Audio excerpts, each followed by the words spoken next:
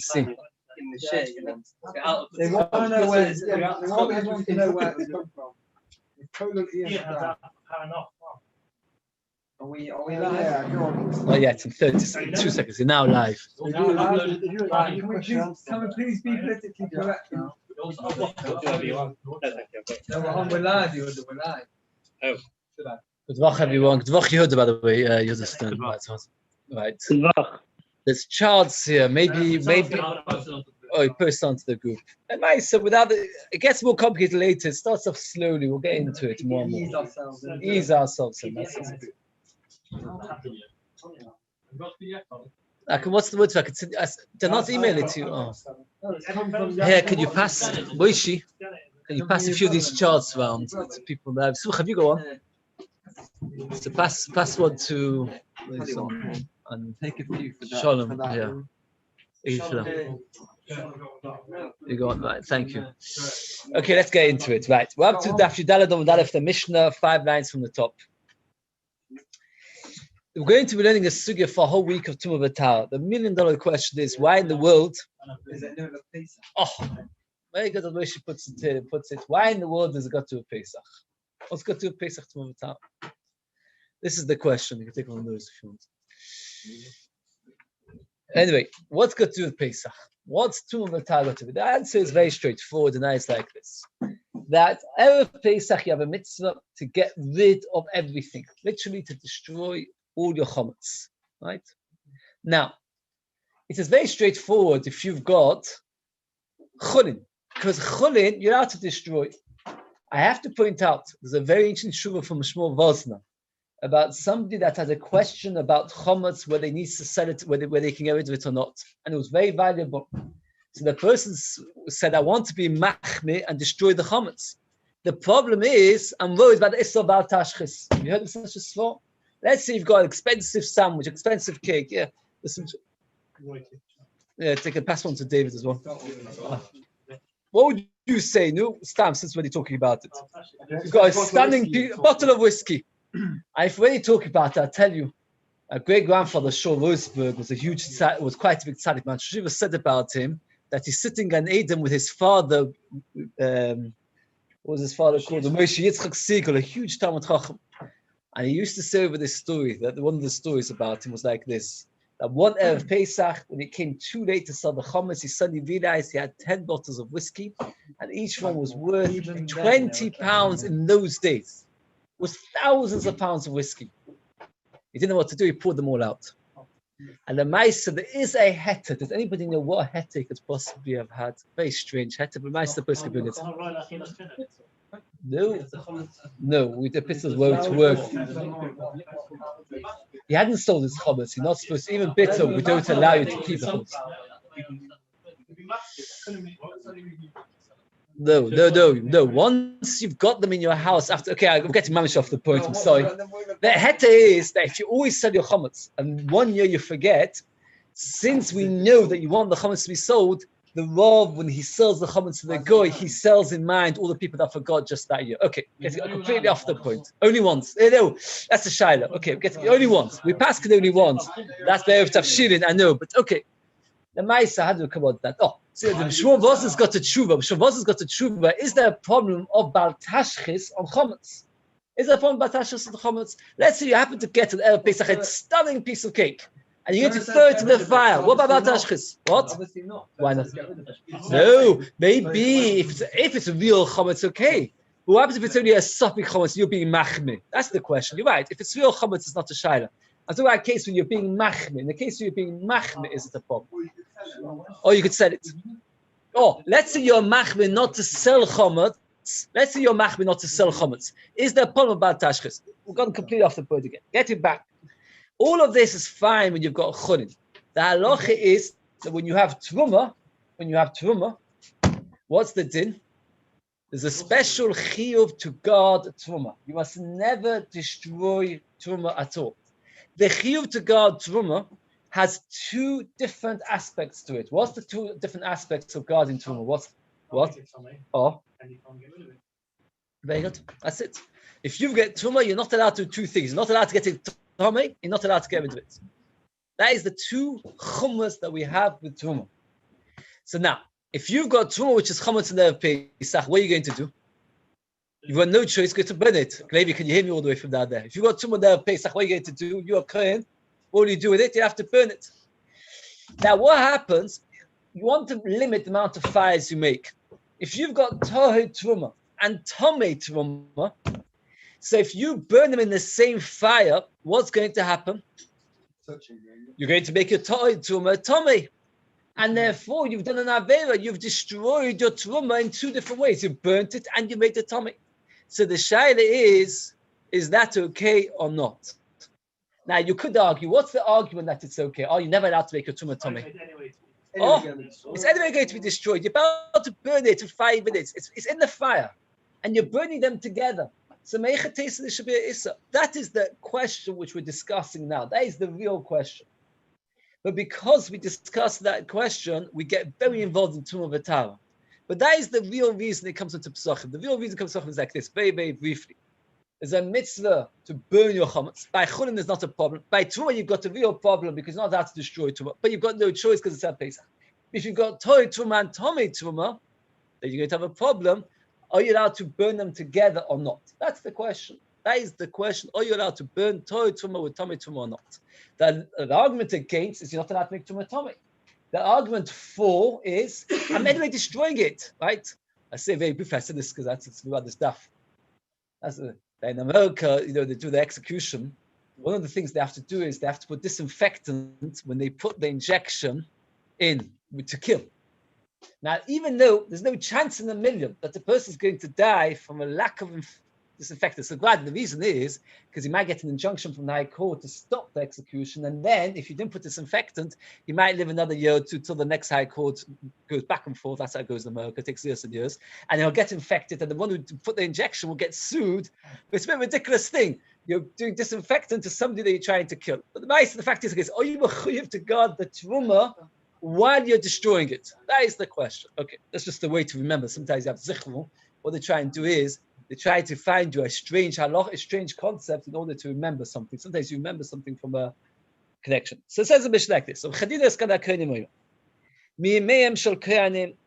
always in the days of the Kohanim, obviously means when only the Mikdash was standing. They never held back. They had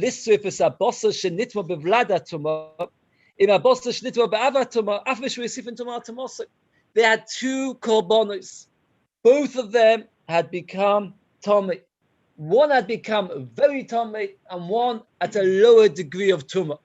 Says of Chadinas Kohanim that they were not careful to burn them separately. Can you imagine such halacha? They didn't care.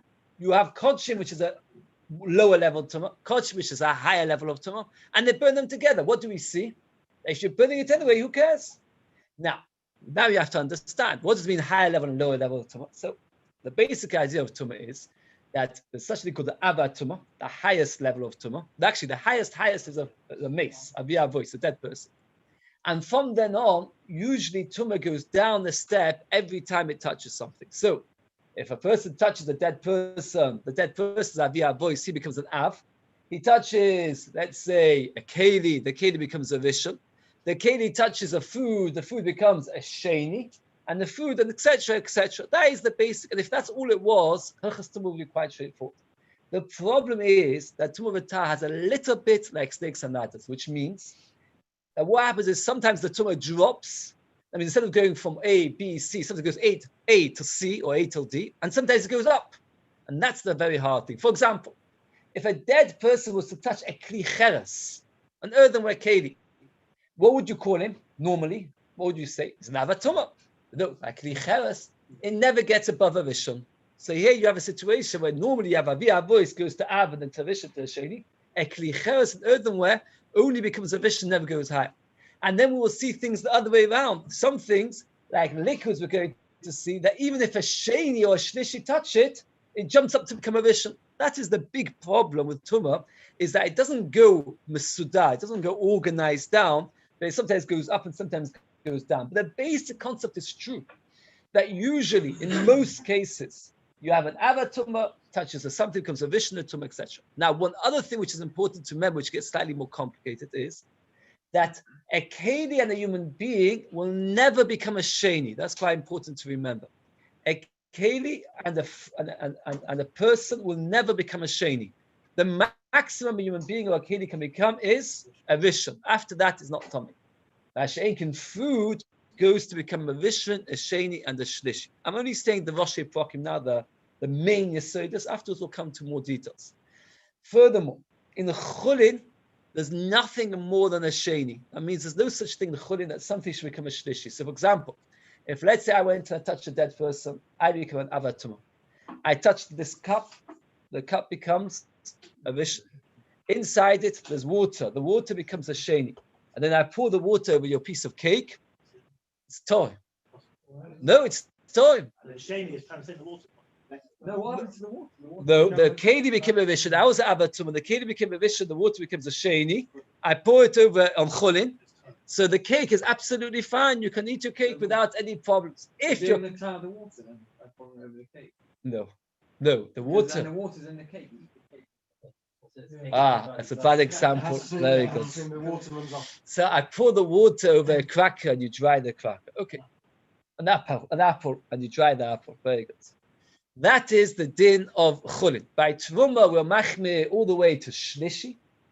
By Kodesh, we go all the way to Revi. And where do we go to forever and ever? Does anybody know? It's very hard. It's Paras Chatos.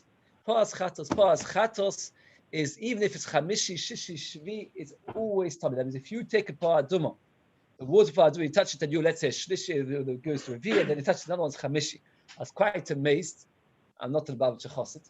There's a safe called Mappas Tahara. It's a very complicated safe, and he sent it to the Baruch Rebbe, and he said, if you've missed out, since you're writing an encyclopedic thing, you should notice that you never wrote about Paraduma. The Paraduma can become a Chamishi and a Shishi. Like, it's not the easiest thing to read. And he points out, see, the next edition he writes that he added it in. Nice, it's almost on the gap, but it's okay. But it's interesting that he obviously. How much time did you have to read people's svar? But you managed to notice. What did you want to say, Simon? Go back to the cake. So even though it wasn't a particular example. Yes. What is this? No, so then you'd have to treat it because you got water inside it. So it's a sheni. Now, the Rambam writes in Hilchas Tumah V'Tara, a very famous Rambam, that Tumah V'Tara is meaningless, he says. If you want to eat tummy food, you're allowed to eat tummy food. There's no difference between Torah food and tummy food. It's not also to eat, you're allowed to eat tummy. The only nafkin minay makes is the gabe Truma and Kodshim. And here we come to a very interesting chiluk between Truma and Kodshim, is that Tomei Truma, let's say I give you oil, right? You're okay, I give you oil, and you go and make a Tomei. What will you do with it? Benefit from it. You can burn it, you can light it as your candle, or as a bonfire if you're cold in the winter. By Kodesh, you can't. You also could, you've got quite a high for your Kohen. Very high percentage of Kohen. So you need to know these halachas. Sure, you could. But yes. Oh, that's right. So very briefly, came along of Chaninas Kohanim, and he said that if you've got kodesh, which is very low tumah, let's say vlada tumah, which is let's say a shlishi, right? It got tomei from a vlada tumah. Again, vlada tumah is a rishon. So they've got tomei from a vlada tumah. So what is this kodesh? It's a sheni. And it became tomei with an avatuma. So you've got two pieces of meat. One is a sheni and one is a rishon. Came along of Chaninas Kohanim and said that they used to burn the sheni with the rishon in the same bonfire in the Beis Hamikdash. Comes along Rabbi Akiva. Hoysev Rabbi Akiva Omar. Akiva says, I'll tell you a greater chiddush. You want to hear a bigger chiddush? I'll tell you a bigger chiddush. Mi'imei shel Kohanim lo nimnu melahadlikas Hashem shnifsa b'tzvul yoim. B'nei shnitva b'tzvei meis af al pi shmeisifin tumah tumosei. Now, oil that touched a tmei meis is what? So you've got the candle, the lamp is an avatuma because it touched the tmei meis, and the oil inside it is a rishon. And what happened was you burn it together with oil that was touched by a tvul yom. A tvul yom is anybody that became tomei. Let's say he was a zov or shechmazah or anything, and he went to mikveh. And all he's doing is now he's waiting for Nacht, the first Mishnah in Brachas. He's waiting for Nacht.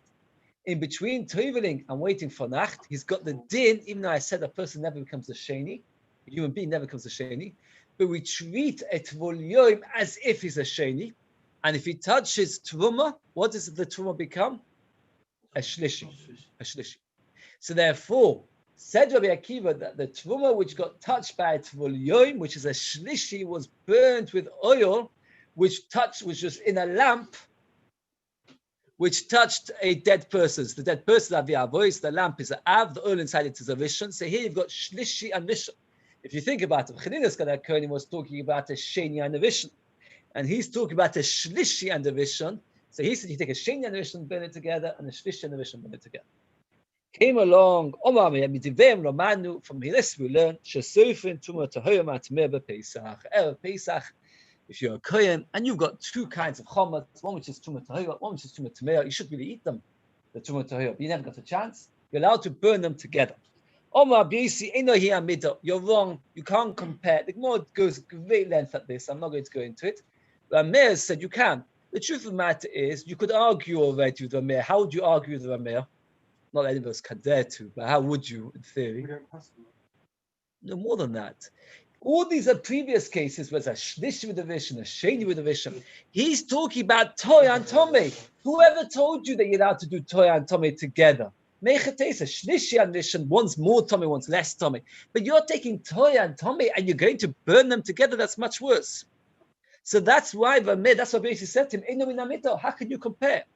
Now, thinking even more, why did Rameir think they were the same? No, better than that. You should be able to think of it yourself. Oh, because here there's another issue. Never mind that the Torah is toy with Tomei. In 5 minutes, I'm not going to be able to eat any of it because it's going to be also bad no once it's Pesach. So already now it is something which is inedible. So Rameir said logically, why am I allowed to take a shlish of the Rishon? Because that's no good, that's no good. If that's no good and that's no good, let me put it together. Said Rameir, if that's the logic, so Tumah, which is Toy and Tomei, which you said to me, how dare you burn the two together? Because the Toy, that is real Toy and that's real Tomei. How can you burn the two together? Says Rameir, I'll tell you my logic. My logic is that in 5 minutes, they're both going to be no good. If they're both going to be no good, so what's the reason that I shouldn't burn them together? So that's the machlokes of Yosef and Rameir. We'll go into it more in a minute. Umoidim Rabbi Eliezer and Rabbi Shua, they both agree. That's Rabbi Yosef continuing. She'esofin zulatzma and zulatzma, that Toy and Tomei, you have to burn separately, not like Rameir. Amanech, because when did they argue? If you've got Truma, which is Sofik Tomei, and Truma, which is a Vadai Tomei, then they argue. Both together. So it comes out, you've got 3 shittas regarding Truma on El Pesach. Rameir says, even if one's Toy and one is Tomei, you can burn them together. Rabbi Eliezer says, even if one is Sofik Tomei and the other one is Vadai Tomei, even that you have to separate. Rabbi Shua says, no. If it is Toy, then you have to separate. If it's Sofik Tomei, you can burn it together. So you've got 3 levels, if you remember. Let's go again. Rabbi Eliezer is the most machmir. That even Sofik Tomei with Vadai Tomei you can't burn. You have to burn them separately. Rabbi Shua says Sofik Tomei with Vadai Tomei you can burn together. Rameir says even Vadai Toy and Vadai Tomei you can burn together. That's the 3 shittas and more discussed. Now, the more straight we asked the Kashan of Chanina. What was the tremendous chiddush from Chanina that he told us that the days of the Kehanim they never stopped doing it, and that was that you have Truma which was a Vlada Truma with Truma which was a Ava Truma. Vlada Truma is a Vishan. We call it Vishan. The Mishnah always calls it Vlada Truma because Ava Truma and the Vlad the child. So Truma which came tummy with Ava Truma which is a Vishan, with Truma which came tummy with the Vlada Truma which is a Sheni, you burn the two together, there's no problem. And that's a very big chiddush because you're taking something which is a Vishan and a Sheni and burning them together. The Gemara says there's no chiddush whatsoever. Because if you take a Vishan and a Sheni and you burn them together, what's the problem? The Sheni is going to get worse because it's only a Sheni. What's going to happen to it? It's going to touch a Vishan. What's the worst going to be? A Sheni that touches a Vishan becomes a Sheni, which is already is a Sheni. So what exactly have you done? What's the big chiddush of Chanina? He came along to Beis. I want to tell you, they burn Vishan and Sheni together. A Sheni with a Vishan, if it touches the Vishan, if let's say in the fire it touches together, let's say don't even burn them together, there will be no problem with the Sheni touching a Vishan. It's going to just remain a Sheni. So there's nothing wrong. It says the Mechti Bosa Shlito Vlada Tuma. A Bosa that becomes Tomei Vlada Tuma might have a Sheni. Kisofre by the Bosa Shlito Bava Tuma. If you burn it together with an Ava Tuma, might have a Sheni. Sheni v'Sheni. What have you done? You've done nothing wrong by adding it. So if you put a sheni with a rishon, all you've done is make the sheni and it's a sheni. You've done nothing more. Says the Gemara, Omar Yehuda Ochad Bevlad Vadoskinon. The Havale Shlishi, because of our Shlishi Motor Asis Sheni. That means it makes a Kim Tanakamo that we're not talking about a sheni with a rishon, we're talking about a shlishi with a rishon. Now, when the Mishnah says Vlad Atuma, which normally means a rishon, it doesn't mean Vlad first generation, it means a second generation. A second generation Vlad Atuma, which is a shlishi. So a shlishi with a rishon, you can make it, you put it together. Wow. Oh, very good. The Gemara asks you a question. That it comes out that what's Rabbi Akiva added? Because that's what Rabbi Akiva is saying. Very good, that's what Chedida. So again, so Rabbi Chedida is saying a shlishi with a rishon is okay, even though the shlishi is going to become a sheni. Right, the Gemara. This is again one of the difficulties. We said that generally speaking, it flows downwards, right? Rishon, sheni, it's very nice. Every so often you have a complication, like what you call a difficulty. One of them is that we'll see later, food doesn't make food tummy. Liquid doesn't make a liquid tummy. Only food makes liquid and liquid makes food. So if you've got an apple which is tummy and you touch it to a cup of wine, it will become tummy. If you take an apple to touch it to an orange, it will not become tummy. Right? The reason is because the Torah uses the extra word hu, it. We're going to have a three-way machlokas. This meal, this exclusion that food doesn't make food tummy or liquid, let's say you take a cup of wine, a cup of oil, they will not make it shana tummy. Is this exclusion across the board or not? And now the Gemara discusses it. The Gemara will discuss again more later, but at this stage, food doesn't make food tummy. Meaning, you said in our Mishnah, we're talking about a shlishi. And presumption of a shlishi was that what happened was you had a carbon which became tummy. And then it became in touch with another carbon. And then another carbon, who cares? The food meat will not make the next piece of meat tummy anyway. The Tanya, you might have thought food should make food tummy. If liquid falls on here the Mishnah, the Pasuk is really talking about hechsher tumah. Hechsher tumah is what? That if something to become tummy, it has to once become wet. The Pasuk says if something became wet, then it becomes tummy. With darshan tummy who tummy, that becomes tummy, but not something similar. You can't make something similar tummy. You can only make something different tummy. So more says, like more elaborate. That this exclusion is only by chulin. It does become tummy. So if you take, for example, a cup of wine of tumah and a cup of oil of tumah, it will spread. And furthermore, that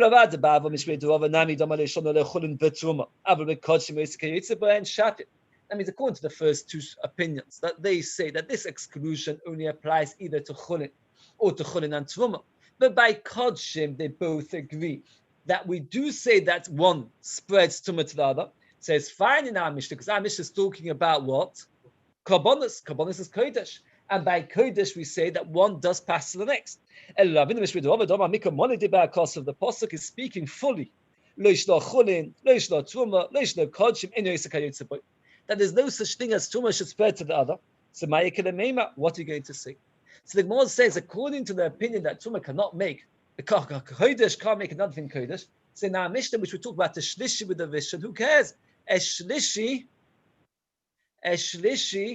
will not become a shlishi, because again, explain it better. A shlishi is a korban which is a shlishi. You're going to burn it with a korban which is a rishon. You'll put them together in the fire, two pieces of meat. What do you care? That's a piece of meat, and that's a piece of meat. They're not going to make each other tummy, because we just said who, and the word who comes to exclude that meat. Food does not make other food tummy, and liquid does make other liquids tummy. Only food make liquid, and liquid make food. So therefore, what do we care? There's the Gemara. I lost the place. Oh, what happened was the meat, which became tummy. Let's say somebody dropped dead in the Beis Hamikdash. It was a kohen, and he was touching a piece of meat and dropped it. And the piece of meat that he was touching was meat with a layer of liquid. So liquid, the Rambam writes, when he's talking about it, there's a big machlokes to show you. How many liquids are there? 7. What are they? Yad Shochadam. Right? Yad Shochadam is Rosh Hashanah to remember. Yad Shochadam. Yain, Dam, Shemen, Cholov, Tal, Dvash, and Mayim. Those are the 7 liquids. The Rambam writes that this halacha, that meat, the food only makes liquid, the liquid makes food, is excluding that means all 7 liquids, what you call liquid, it has to be one of those 7 categories. The Ravid says, no, where did you get that from? The idea of 7 liquids was only for one halacha. Which halacha?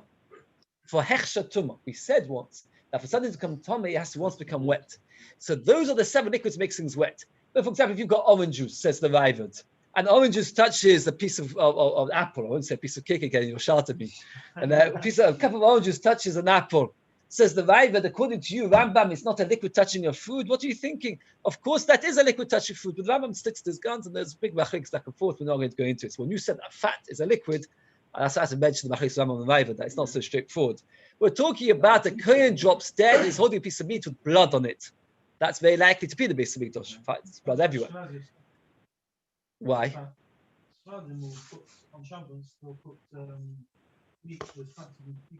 I'm not convinced that fat is a liquid. According to them, it's certainly not a liquid. Okay. Okay, let's get back to the main point. We talk about a piece of meat with blood on. The kohen unfortunately died. He touched the blood with the meat. The meat with the blood. So now you want to say, oh, it's tummy. I'm going to burn it. What are you going to burn it with?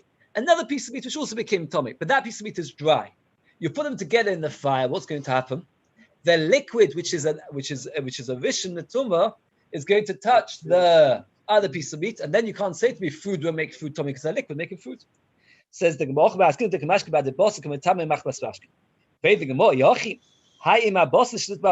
the Mishnah uses the word bosso.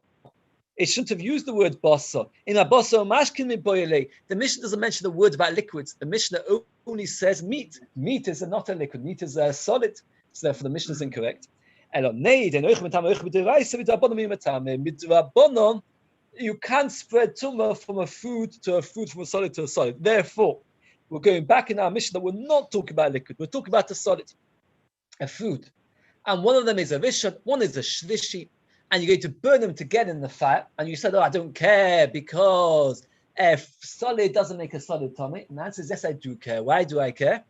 Because with Rabbanon, a food can make a food. And Nebuchadnezzar's Kohanim is being mechadash, that when you burn the kodshim, we do not care about the fact that with Rabbanon, you've just gone and made kodshim, which was a shlishi, you've touched it to a rishon and made it to a sheni, we don't care. That's the chiddush of Nebuchadnezzar's Kohanim.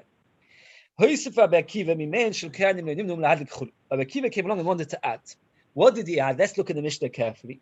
He said like this: you had oil, which became tamei from a tvul yoim, which we said is what? What's the status of this oil? A shlishi. And you're going to burn it with a fire, a candle, which the candle, is a candle, is a lamp. A lamp touched a dead avatuma, sorry, a tamei base. So therefore, the oil inside it is a rishon. Says the Gemara, Mechti shemesh nifsa b'tzvul yoim may have a shlishi. Ichi madlik lebnei shnitu b'tmei meis may have a sheni. May kamash malon. What's the chiddush? Shlishi mutar asis sheni. Hanuach. That means when you add the oil to the other candle, which became tomei b'tmei meis, because the candle, what happened was the candle was touched the tmei meis. Meaning the lamp touched it to me, so that the lamp is a rishon, and you're going to pour the oil, which is a shlishi, into a lamp, which is a rishon. So what's going to happen to the oil, which is a shlishi, and you put into the lamp, which is a rishon? The oil will turn into a sheni. Hanuach. That's exactly what Bechadina told us. Like Tony asked. So therefore, the question is, what did Rabbi Akiva, when he said hoisif, he came to add something. Adding something means a bigger chiddush, but you've not said a bigger chiddush. The lamp is a rishon. You're pouring the shlishi into the lamp, you're making the oil into a sheni. Says the Gemara, and here's again one of the chidushim, a huge chiddush, and there's a huge machlokes to show regarding how far the chiddush is taken. The chiddush is chalal harehu kecherev, meaning metal is like the dead person. Therefore, if you've got avi avoy satuma, what's avi avoy satuma? Dead body. And you take a piece of metal and touch it to the dead corpse, so what does the metal become? Nope. It should become avatuma, becomes avia voice. Or alternatively, another chiddush. If a person touches a dead body, or he goes to the house of a dead body, so it becomes an avatuma, and he touches a metal, what should the metal become? A rishon. And what does it become? Av. Metal does not go down. Metal stays the same. Now, double machlokas. One machlokas is what is, or we talk about metal, all metals, but, or only a metal which is certain kinds of metal, metals which is halal, cherev, which is sword, etc. Means all metal. And some say not just metal, but other kelim as well have this halacha. So that's a machlokas. I do not want to go into it. It's a Tosis on base. Let's leave it. That there is a musag that metal retains the issa of the, doesn't go down the level. Most things go down the level. Metal doesn't. So therefore, we're talking about a lamp which is metal. So what happened was like this. The dead person, if somebody went and touched the dead person, they went to the valley, became in the same house. So he became an avatuma. He touched the lamp. The lamp was a metal lamp. So what happened to the lamp? Came an av. You're going to pour the shlishi truma oil into the lamp. We're coming to Rishon. And that's much more than Chanina said. Chanina said you're allowed to pour shlishi into a Rishon. Here it's going to make it a sheni. Here you're going to make a shlishi into a, you're pouring it into an av. So therefore you're making a shlishi into a Rishon. No. No, because you got a lamp which is an avatuma. And you're pouring the shlishi into the lamp, so you made it then the shlishi into a rishon. No, not about when the dead person touched it. No, it's about the person who's still out. No, who says somebody else? Not necessarily the same person. The Lord says, Yehuda, we're talking about a metal lamp. Top of Yudalav base. That a sword is the same as a dead body. Because a third became a rishon. That's the chiddush. Says the Gemara, why did Rav Yehuda come up with this answer? We've got a much more simple answer. Let's talk about a earthenware lamp. And here we need to add a small difference. The Gemara's question was that Rav Chanina seemingly was telling us that a shlishi can become a sheni, because you're going to burn a shlishi with a rishon, it's going to become a sheni. Rabbi Akiva seemed to be saying the same thing. A shlishi is going to become a sheni. Like, well, that was the question of the Gemara. So what's Rabbi Akiva adding? Asks the Gemara, there's a very big chiddush to Rabbi Akiva, which Rav Chanina never came on to. What is the chiddush? We mentioned earlier that by kodesh, a shlishi can become a revi. But by truma, there's no such thing as a revi. In fact, Chazal use a different word between something that catches tumah and can spread tumah to something that can catch tumah but can't spread tumah. Does anybody remember what's the difference? Possible. When we say the word tomei, we mean it is tomei and can make something else tomei. Mashenkin, something which can't make something else tomei, only became tomei itself. We call it possible, not tomei. So therefore, by kodesh, a shlishi, what would you call it? By kodesh, what would you call a shlishi? Tomei. Why would you call it Tomei? Because it can make a revi. By Truma, what would you call it? Possible. Now, in our Mishnah, Chanina was talking about Kodshim. Clearly, he was talking about Kodshim because it said Psashal Kodesh. Rabbi Akiva was talking about Truma. Now, how do we know that Rabbi Akiva was talking about Truma? Rashi goes at great length to explain, but you should know it. How does we know that Rabbi Akiva? Maybe he was talking about Kodshim. Well, is there such a thing as Kodshim oil, by the way? Is there such a thing as Kodshim oil? Yes, what's Kodshim oil?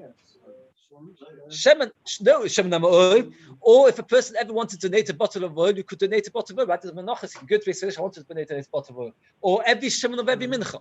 So how do you know that when Kiva was talking about oil of truma, not oil of hekdesh? How would you know such a thing? Much bigger raya, much better raya. Because truma of shemen of hekdesh, which became tomei, what are you going to do with it? You're not allowed to get pleasure. You mentioned it earlier very briefly. You have to destroy it. Shemen of truma, what can you do with it? You can use it to heat yourself up on the cold winter day. Or if you need light, to be able to learn that later night. No, you've got to destroy it without hanoi. You're not allowed to get any pleasure from it. You're not allowed to get heated up from it.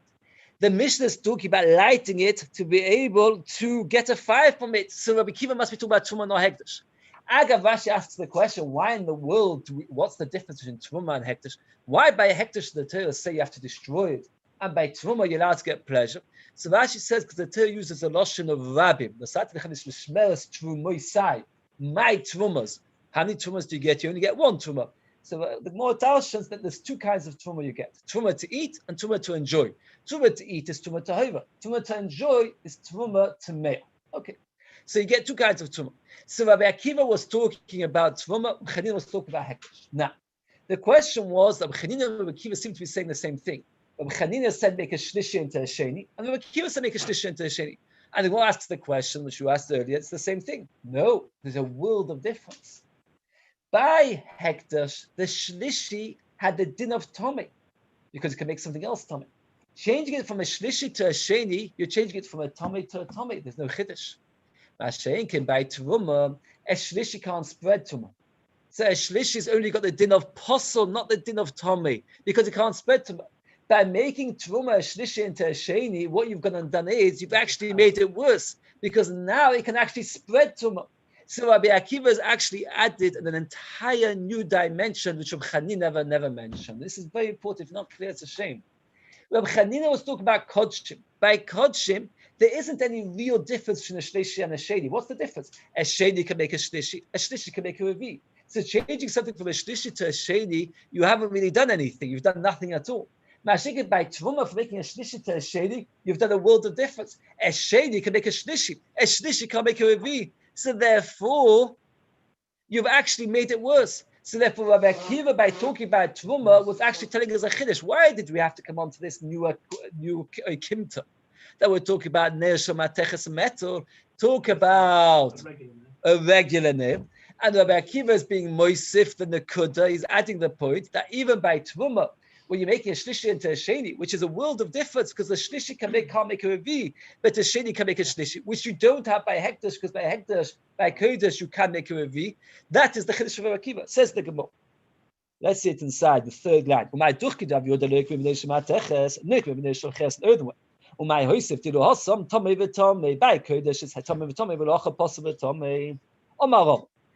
listen kashise Rabbi Yehuda the Kashana Mishnah. The Mishnah says Rabbi Akiva wants to tell us a chiddush. Like candle, oil that became tummy, you're allowed to make a shlishi into a shade. Now, did he need to tell us how the oil became tummy? Why did he need to tell us how the oil became tummy? Why just say oil which is a visham, you're allowed to burn it with oil which is a shlishi? Do I need to know how oil can become a visham? There are many ways that oil can become a visham. Besides for touching a dead body, what's another way that oil can become a visham? Sheretz, azov, very good. So therefore, why did he have to talk about a case where it touched a dead body? Just say something that became tummy, and now work it out. How did it become tummy? Sheretz, zov, maybe Tamei Meis. Why mention Tamei Meis? The answer is there's something which is unique by Tamei Meis. What is that? This halacha that a sword does not go down, metal doesn't go down, is unique to Tamei Meis. If a sheretz touches pieces of metal, then it does go down. If a zov touches a piece of metal, it does go down one level. Only by a dead body do we say that it doesn't go down. Since Rabbi Akiva specifically mentioned the dead body, he was obviously discussing a tumah which is unique to a dead body. And therefore, we must be talking about a metal lamp, which is unique by a dead person, that it doesn't go down in tumah. It's unbelievable that the amkus of the Mishnah. So therefore, Rabbi Yehuda said, you're mentioning mace. It must be that we're talking about a metal lamp. Says the Mishnah, let's say inside. This Mishnah says, which is different between tumas meis and sheretz. As we talk about metal. So let's get it clear now. Rabbi Akiva was talking about a bowl which is metal or a lamp, and a person had just been to Levaya, touched it, and therefore he made the bowl into what? Avatum. And now you've got oil which is a shlishi, and you're going to pour it into this lamp to add to your oil in order to have more fire candle, in order to be able to read later night. We're going to have later, again, one of the spanners in the work, as I might call it, that even though usually things go down, there's a big machlekas, can liquid make other things liquid tummy? Can liquid ever make liquid tummy? The question, can make liquid, can make anything tummy? Maybe it can make nothing tummy, not even food. We'll see. So now, does Rabbi Akiva hold that liquid can make other liquid tummy? If you hold that other liquids can't make other liquids tummy, what's it going to do to this oil? If the problem we're worried about adding the oil is because you're going to make the oil possible, because it was a shlishi, now you're adding it into Avatuma, anyway, it was a shlishi. A shlishi by Tuma, what's the din? It's possible. By pouring it into the lamp, you made it into a vision, which is also possible. So therefore, that obviously you've done nothing wrong. The only thing you've done wrong is that now that you made it into a rishon, that oil makes something else tummy. But if you hold that liquids can't make anything tummy at all, so it's anyway possible. There must be some problem which Rabbi Akiva is trying to mechadash. So you're pouring oil which is a shlishi into a lamp which is an av. So you're making it into a rishon. But if all rishon liquids can't make anything else tummy, who cares? So you've done nothing wrong. It was possible, and now it's a rishon, but it's still only possible because it can't do anything else. Says the Gemara, maybe Rabbi Akiva was concerned that, of course, you're right, that a rishon liquid can't make tumah midoraisa, but it can make tumah midorabanan. And therefore, if it would be a shlishi, it can't do anything. Not tumah midoraisa, not tumah midorabanan. But because you've gone and added it to a lamp, so this lamp is our tumah. So it made the oil into a rishon. And even though min haTorah it can't spread tumah, midrabanan, liquids can spread tumah. So that's what his problem was. Says, well, no. This is another big chiddush, a huge chiddush. That Chazal were very concerned about liquids. We will see they made two huge gezeros by liquids. One of them is that all liquid that becomes tumah jumps to become a rishon. So if a rishon touches a liquid, what does it become? Rishon. If a sheni touches a liquid, rishon. Even though normally if a rishon touches a liquid, it becomes a sheni. Or if a sheni touches a liquid, it becomes shlishi. With the Rabbanon, they said that all liquids will become a rishon. Why? What about what I said? Why? Why did they make that gzera? We're going to see two gzeros by liquids. No, what doesn't say that. What says? Because food, I hear it's good. Food, for it to become tamei, what does it need to do? It needs to become more wet. Liquid doesn't. So since the Torah was more machlid by liquids, we're going to be machlid further and make all liquids into rishon. So therefore, like this, if the reason why Rabbi Akiva was concerned that you would be pouring the shlishi into the avatum was only because of the drabanon potential, because in our Torah there's no potential. So why talk about a lamp which is an avatum? Talk about a lamp which is a rishon or a sheni. And by pouring the oil in, it now jumps in to become a rishon. So therefore, why did Rabbi Akiva have to talk about a lamp which is a deraisa dekadin, which is an avatuma dekadin? Talk about a lamp which is a rishon or sheni, and anyway it will become a rishon. The fact that he talked about today mace, which he taught us as metal, means that the lamp is an avatuma. So again, what's the problem? To make it possible, it's anyway possible. It's a shlishi, this liquid, because it's and full yom touched it. To make tumah further deraisa, there's many shittas that hold you can't make liquids further deraisa. To make it derabanan, but derabanan you don't need an avatuma bowl. You could use a rishon or sheni bowl. So Rashi asks the kasha. So then, if a case that all liquids become a rishon, when the Tvul Yom touched it, we said the Tvul Yom has the din of a sheni. He touched the liquid. What did it become? We said before. What did we say till now? What did the liquid become? A shlishi. In fact, Rashi, you just told me that all liquids become a rishon. It says Rashi, there's one exception. One exception where a liquid does not become a rishon, and that is Tvul Yom.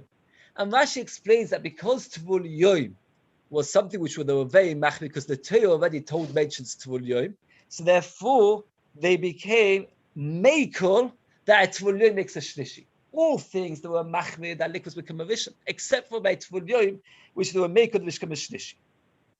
Oh, says the Gemara. Says the Gemara, anything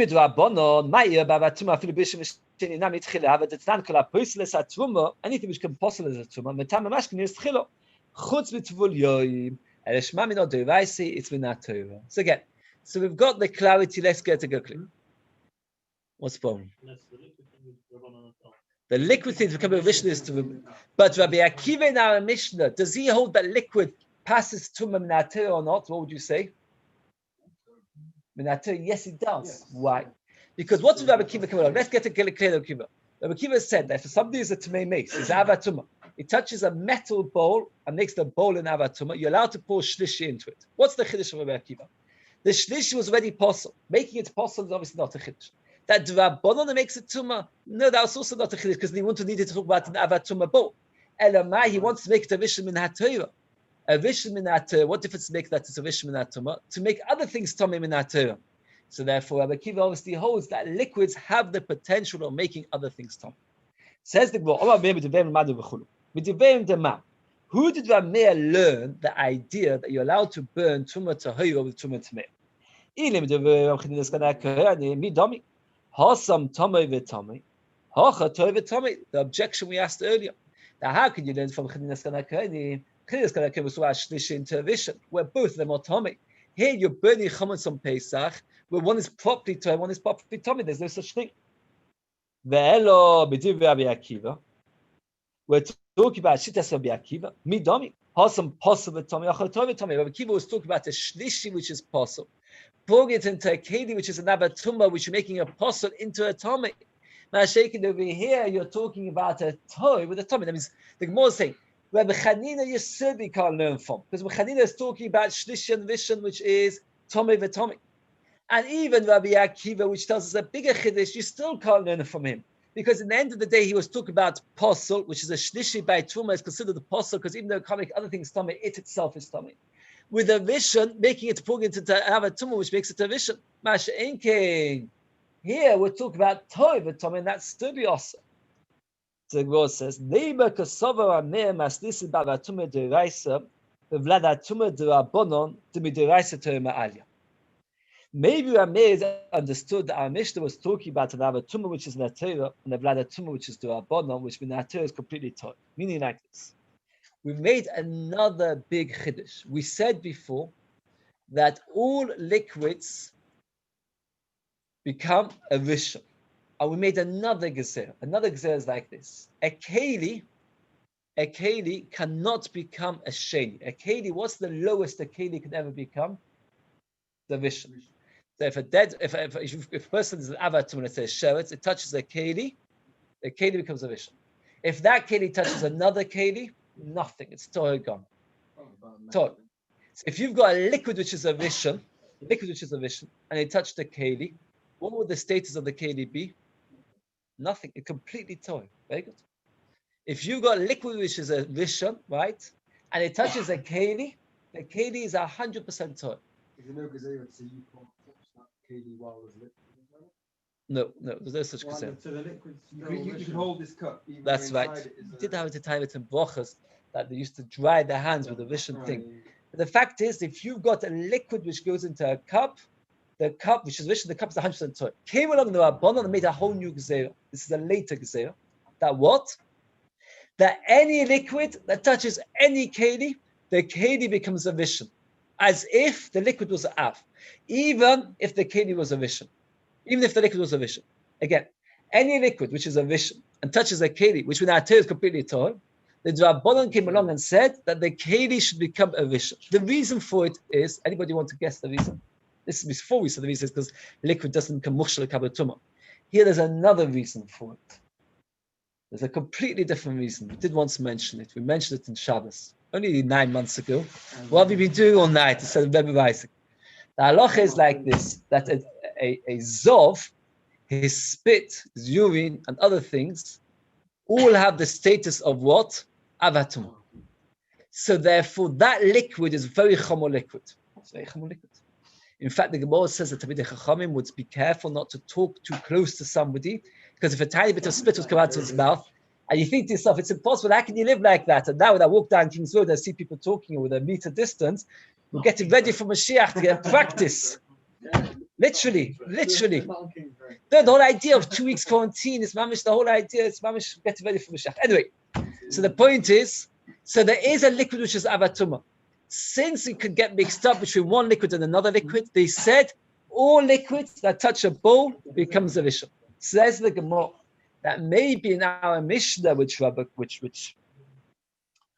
Rabbi Chanina talked about meat, which was a rishon, and meat, which was a vlada tumah. We understood till now that we're talking about meat, which is a rishon, with meat, which is a shlishi. Says the Gemara, maybe not.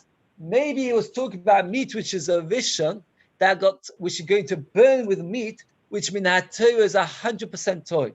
And only midrabanon became tomei. How can you have meat which midrabanon became tomei? I'll tell you a simple example. You had a liquid, which was a rishon minatorah. It touched the cup. Minatorah, what's the status of the cup? Toy. Midrabanon, what's the status of the cup? A rishon. And you put a piece of meat inside it. Minatorah, what's the status of the cup? 100% toy. The cup itself was toy. The meat inside it is definitely toy. Midrabanon, what's the status of the meat? A sheni.